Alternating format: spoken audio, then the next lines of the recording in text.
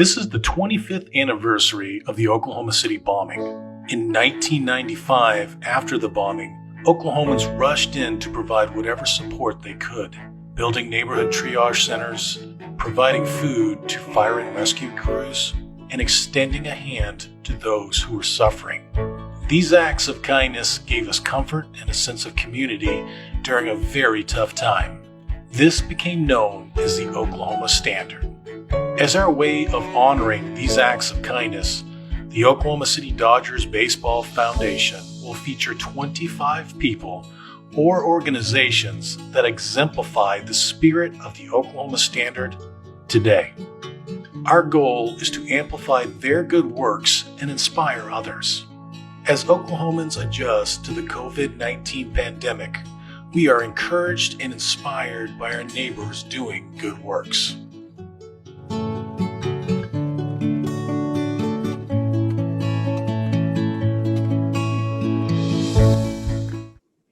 Hi, everybody. Thank you so much for joining us again today. I am really excited to bring to you a different type of act of kindness this week, all the way from Stillwater.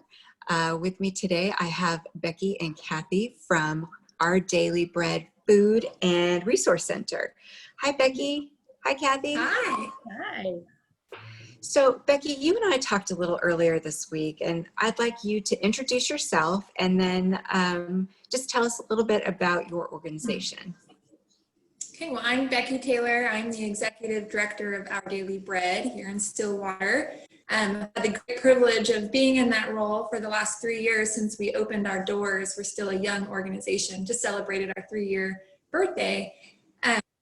So really, we just are a grocery store for people who need access to food. And so our primary reason for existence is making sure that our hungry neighbors have food accessible to them.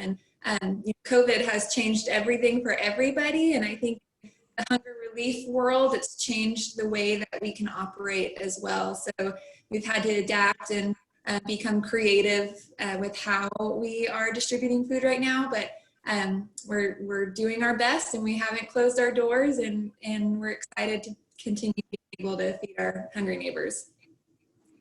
So you and I, like I said, spoke earlier this week, and you were telling me about the wonderful work that Kathy has done for your organization. Can you just tell us a little bit about that? I would love to. Bragging about Kathy is one of my biggest joys in this world. She's just a gem. So I know you're going to get to hear from her, but I guarantee you Our Daily Bread would not exist if it wasn't for Kathy Sandefur. We opened our doors 3 years ago, but it was a few years before that there was so much conversation about how can we be smart and efficient in how we're feeding hungry people. And that conversation went on for years, and then Kathy walked through the door and action happened. And through her hard work and her resilience and her grit and her just belief that everyone deserves food, everyone deserves love, everyone deserves to be treated with dignity, she really poured everything that she has into the creation of Our Daily Bread. And continues to do so. She serves on our board. She's one of the founding board members. Next year, she'll be our president. Right now, she's our president-elect. She feeds our staff every Thursday. She's also a great cook. She just does it all. And I think even Kathy has had to adapt with how she's involved with Our Daily Bread during COVID.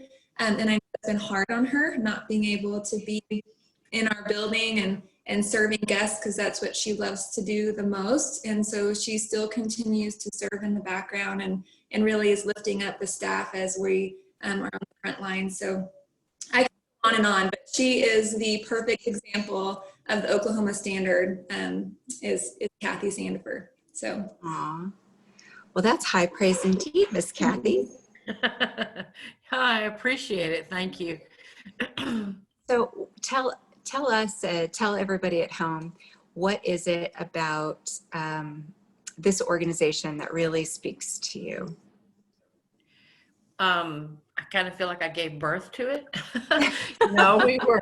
We were a grassroots kind of community organization. I have to say, this is I moved here about just over 6 years ago, and I really tired of opening the boxes from moving. So I went down to our local United Way agency and said, you know, I have experience running a downtown food pantry and doing outreach ministry, and how can I help? What can I do here? And so our director of United Way said, well, there's this little project that's going on. You might want to work with them a little bit. So I went to the meeting, and we still had some fits, and you know, it wasn't perfectly smooth, but what guided me really is that, number one, I had some experience with this, and so shouldn't I be doing something, you know? And number two is that I really believe that all communities have assets, and you just have to kind of bring them together and utilize them. In our case, there are already 3 or 4 strong food insecurity programs in the community, but they were all kind of glumped up at the first of the month, or just, you know, at one time, and I understand why that happened, but it really made sense to talk together with them as assets in our community, and to talk to the other resources in the community to bring those pool of talents together. And so that's really what I worked on. And the reason I did it, I think, is because you got to do what you're called for, you know? Absolutely. I love what you said there. You talk about really collaborating with other people and utilizing your resources. I find that, you know, that's one of the things I love about working in the Oklahoma nonprofit sector is we're really good at working together. And I think that's a great example of the Oklahoma Standard, because during the Oklahoma City bombing, we all had to come together to help one another. It was such a huge tragedy, and we really relied on each other to get us through it. And so I think I agree with Becky, you are a perfect example of the Oklahoma Standard, just taking what you have and the skills and the strengths that you have to make a difference. And we really appreciate it. I can't even imagine how much you've impacted not just your organization, the volunteers, the board, your community, but the people who are hungry, the people who just, you know, don't always know where their next meal is coming from and know that they have a friend in you. So, you know, thank you. Thank you for doing that hard work. If people are watching at home, Becky, how can they get involved or give back to your organization? Kind of threw that one in there. Yeah, well, it's really easy to get involved with Our Daily Bread. I mean, right now, I guess it's a little trickier just because we're under some of the restraints that COVID has placed on us. But our website tells a beautiful story of how to get involved, and that's ourdailybreadswater.org. It has a volunteer page, it has a donate page. You know, so what I like to tell people is anyone can volunteer. It's easy to volunteer at any nonprofit or any agency in your area. It's easy to give. If you have give generously, because there are nonprofits that need it, especially now, not just us, many others, but also just spreading awareness. Not everyone understands that poverty is something that's very prevalent in all of Oklahoma. And the more that we can use our voices and in our actions to speak up on behalf of those voices that aren't often heard, I think is important as well. Becky, may I add to that? When I came here, you know, six years ago, the number of children or persons who were food insecure was 1 in 7, and in our county, that's now 1 in 4, and that's that's a number that we work really hard to somehow in the community to move that number back up, so we're not looking at every 4th child needing food. Yeah. And I grew up in poverty, but we always had food because we lived on a farm, you know, so we grew our vegetables, and my parents canned, and we had chickens or a calf or a hog. I mean, you know, so we had access to food, and we shared it with other family members, extended family members. And there was a fella who with regularity came into our cellar and just took canned goods out of our cellar. And my family was just like, well, he probably needs that, because there was no other resource. But now, today, in 2020, to still have every fourth child not having enough to eat is that will motivate you, right? That's motivating. Yeah. Yeah, I know absolutely. and hunger is something that all of us understand, whether it's something that, we've suffered from chronic hunger or we just are ready for lunch. I mean, we all understand what hunger does to us. And to think that there are kids in our community, in our state, in our nation, in a land where there's so much food accessible and available, it's just ridiculous that people are going hungry. You Oh, asked I a question agree. earlier, Carol, about how people could get involved and how that can make a difference. I just want to say that I think that families who can engage their children at an early age, so that they can come to work, volunteer at a food pantry or a community meal site or any other activity that serves those who need help, that when they grow up, they say, well, gee, I've done that. I know how to do that. I can get involved here as an adult. And it teaches, it communicates that value for a really, really long time. And so, so as a result, at Our Daily Bread, we encourage families, especially on our third Saturday of the month, we encourage families to bring their children and work as a family in serving guests. And we have children who are just like, they don't want to miss that. They want to be there and be a part of that. And at a very early age, begin to walk alongside a guest, pre-COVID, but to talk to them. And so, how can I help you? Do you like this? Because our food pantry is a choice format. Everything is available. We have guidelines for how much, depending on the number of the household.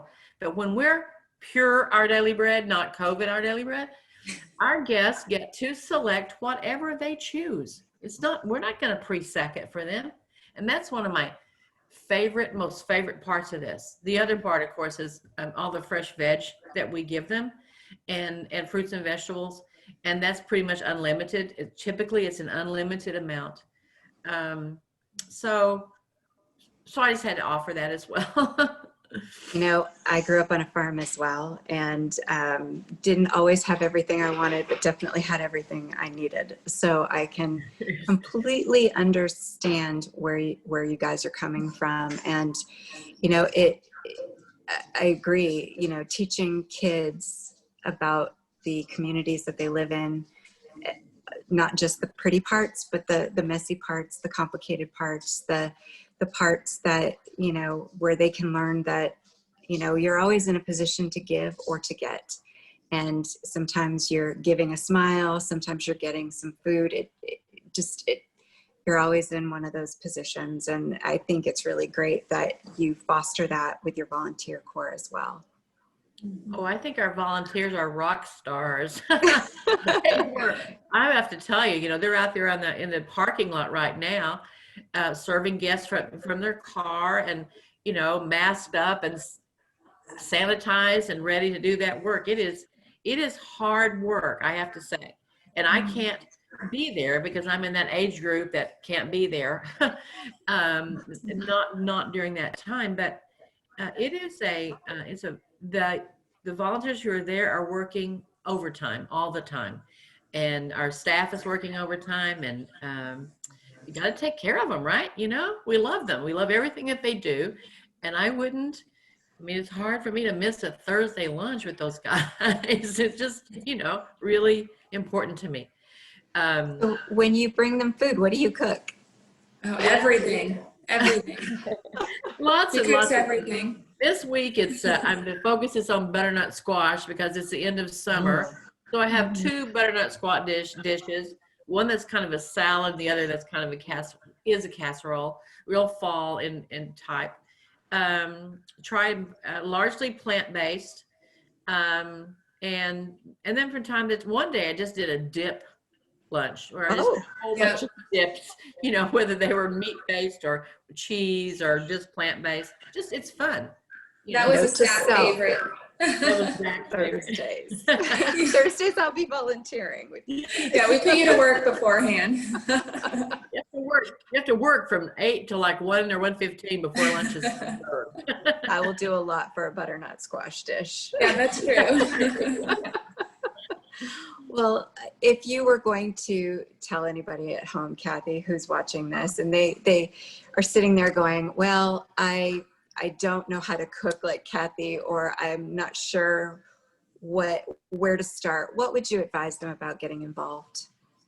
Well, I think that if an individual has a relationship with any institution, whether they're a parent of a child in school, whether they're a participating member of a church or synagogue, whatever their community connection is to look kind of closely at what that organization is doing at that moment and how they, and kind of do a personal assessment of what I know how to do. You know, you don't have to be a great cook. You can be someone in the kitchen cleaning up after those cooks, you know. I mean, it's all true. You know, we have a community meal here in Stillwater every Thursday night and every Saturday morning, a brunch. And they've had to shift to, you know, carry outs, et cetera, but they've continued providing warm, welcoming, yummy food for people who maybe most of the week were eating, you know, I don't know, grape nuts or something. So, Oh, that sounds horrible. well, the other thing is that there are food drives that go on all the time. And that's another great place to help. If you clear your pantry, you're like, you know, I bought this, but I really am not going to use it. Or there are just so many opportunities to bring your family into that other family and your neighbor, just by sharing what you have. Great advice.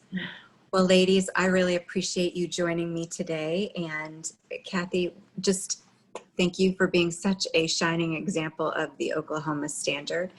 And for all of you guys watching at home, we appreciate you tuning in for this week's example of the Oklahoma Standard. And until we can see you all at the ballpark, we hope you have a great day.